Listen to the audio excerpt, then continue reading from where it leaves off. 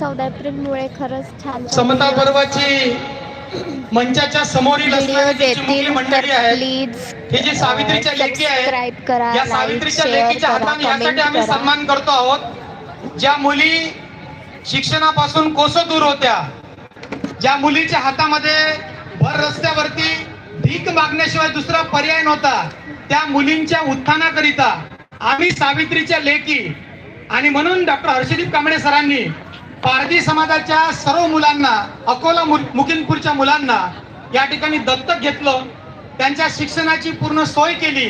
आणि तिथून जो प्रवास सुरू झाला ते इशू आणि पपिता जे आहेत ते या लहान लहान मुलींना शिकवत आहेत आणि म्हणून सावित्रीच्या या छोट्या लेकींसाठी आपण जोरदार टाळ्या वाजवाव्यात, त्यांचं कौतुक करावं. बाबासाहेबांना अपेक्षित असणाऱ्या या संविधानिक मूल्यांचं जतन करण्यासाठी पपिता आणि इशू